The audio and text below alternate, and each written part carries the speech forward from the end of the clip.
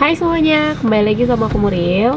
Buat yang belum kenal aku, boleh ceki-ceki video-video di description atau bisa ke video-videoku yang lainnya.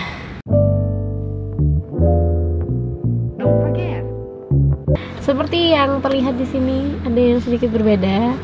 Di video ini ada suamiku, namanya siapa? Like, are really going to do it? Halo, aku Damar. Namaste. Salam dulu. Oke. Om Swastiastu. Yes. Nah, kita sekarang sebenarnya lagi ada di parkiran, lagi nungguin makan. Bisa di Ubud dan lagi cari makan siang. Ini konten yang nggak di-plan sebelumnya. Benar-benar impromptu, spontaneous. Nah, aku tadi tuh tiba-tiba kepikiran untuk ngobrolin sambil nunggu nih, ngobrolin soal kenapa kita pilih tinggal di Bali. Karena itu lumayan banyak yang nanya, dan selama ini aku selalu bilang nanti akan dibahas, tapi nyatanya aku tidak pernah membahasnya. Padahal aku cuma bilang iya dekat sama alam gitu. Tapi sebenarnya it's beyond that ya. Cerita kita sampai di Bali itu kan lumayan panjang. It started with just a dream, my dream, not even Damar's dream. As simple as aku kebayangin diriku tinggal di Ubud, Bali gitu. Nah, tapi kalau ditanya kenapa dan perjalanannya gimana, itu yang akan mungkin kita obrolin sekarang, cerita-cerita sedikit. Kalau ditanya kenapa pilih Bali gitu, karena kita kan balik dari Belanda, istilahnya ke Indonesia tuh kita punya pilihan mau di mana. Aku tuh dari Surabaya, Damar dari Medan. Kita bisa pilih tinggal di Jakarta karena itu kota besar untuk karir dan lain-lain, atau di mana lah gitu. Tapi kenapa kok Bali? Kalau kamu gimana? Aku pilihannya pertama karena Bali obvious, satu dekat dengan alam. That's my answer. That's my answer, oke. Yang kedua mungkin ya banyak. Really? Itu karena deket di alam?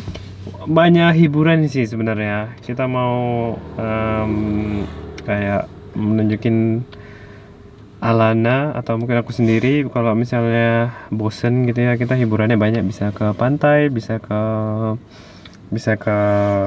Ubud, lihat hijau-hijau, lihat sawah. Jadi everything itu within driving distance. Kalau kita kan tinggal di selatan, kayak literally 10 menit kita nyampe di pantai, bisa refresh gitu ya, lihat alam. Terus kita mungkin ke Ubud 1-2 jam udah nyampe, terus ke Kintamani beda lagi suasananya. Jadi itu sih pokoknya intinya hiburannya. Aku nggak mau kalau hiburan tuh kita ke mall, itu yang aku nggak mau. Dan macet mungkin ya, karena Bali nggak terlalu macet ya, ada something yang aku nggak mau. Kalau dari orang-orangnya itu something yang kamu consider nggak? Misalnya open minded gitu. Kalau masalah orangnya, aku mungkin nggak se ini kamu ya. Maksudnya kamu nggak se concern kamu kan masalah kayak culture shock dari Belanda ke Indonesia. Kita as a little family, apalagi kan kita masih develop sebagai family, terus Lana juga masih kecil gitu. Kayaknya tuh kalau aku ya, it's nice to have our own way. Tapi bukan berarti nggak dengerin apa yang ada di luar, karena kan family, best friends itu matters gitu loh. Yang nggak tuh kan yang nggak terlalu kenal dekat malahan ya mungkin. Gitu sih. Terus apa lagi? Makanan?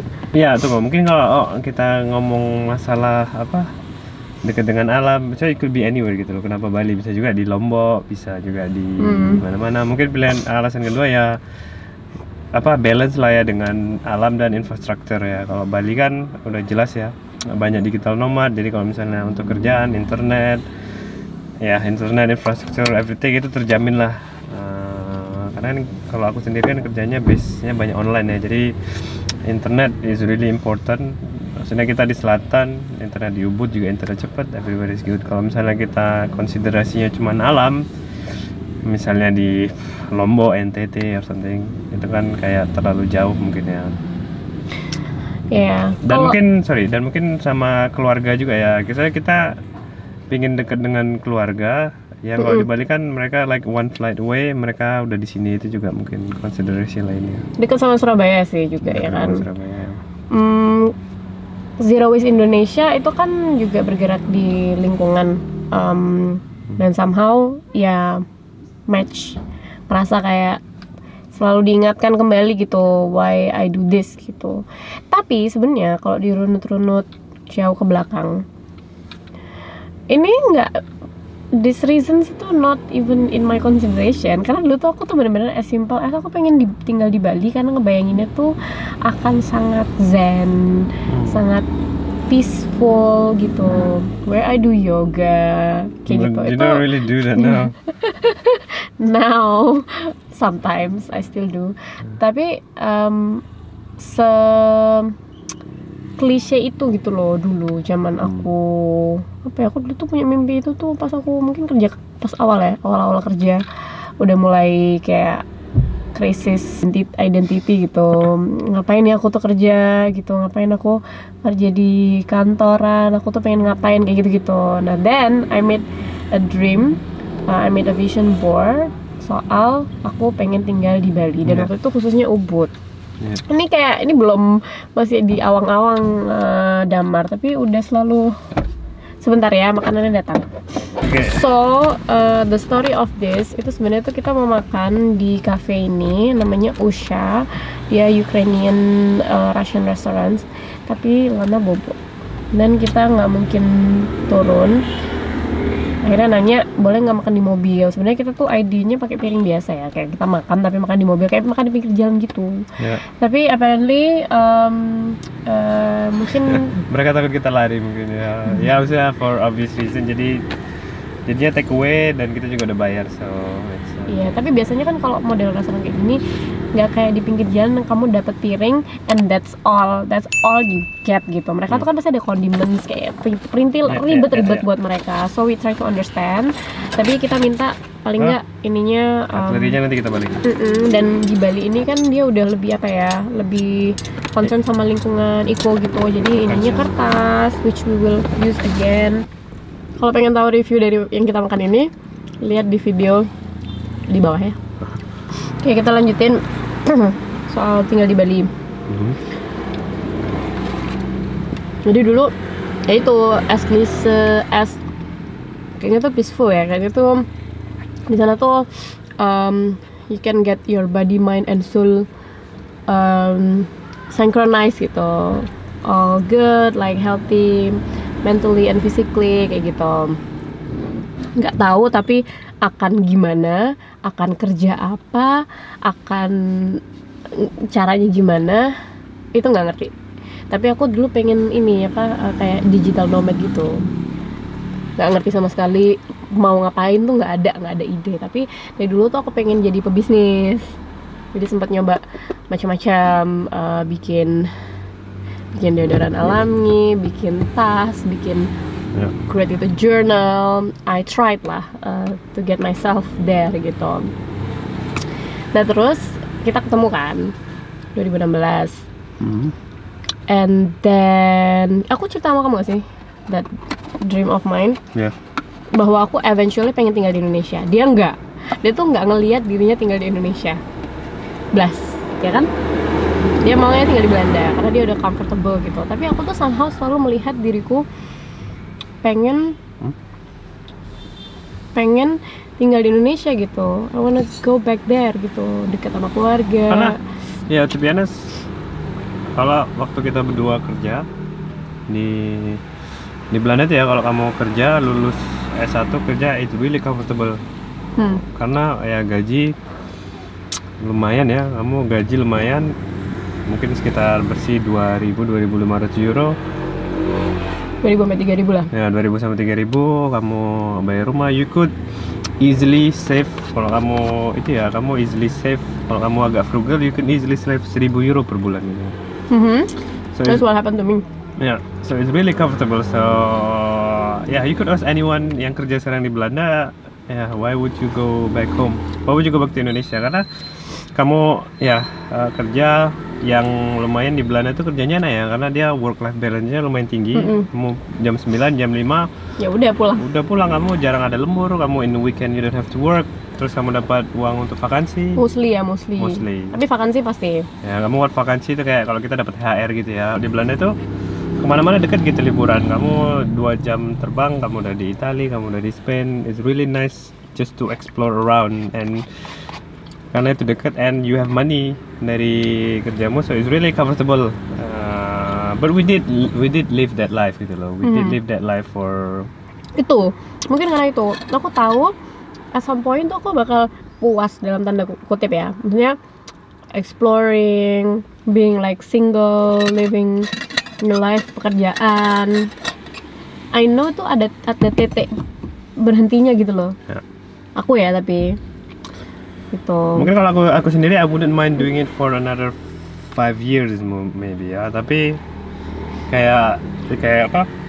Ya kerja 9 to 5, habis itu pas liburan ambil cuti, liburan kemana, I wouldn't mind doing it for another maybe 5 years too long, maybe like 2-3 years mungkin. Tapi kalau kamu nggak ketemu aku, kamu mungkin wouldn't be here, no? Not this soon mungkin. Not this soon maybe ya. Ya, jadi yes, sebenarnya singkat cerita kita menyamakan mimpi lah ya, mencari jalan tengahnya gitu. Maksudnya kalau aku ngikutin mimpiku doang, aku bisa pas itu cuma ngasih a couple of years and then I go back gitu. Tapi waktu itu Damar bilang ya tunggu dulu gitu. Ya karena banyak hal yang harus dipertimbangkan kan, dari pekerjaan kita mau di Bali tuh mau ngapain ya kan. Tapi waktu itu pun itu belum ada plan untuk kamu bisa buka cabang di Bali at that moment. Tapi kita udah menyamakan mimpi, menyamakan persepsi.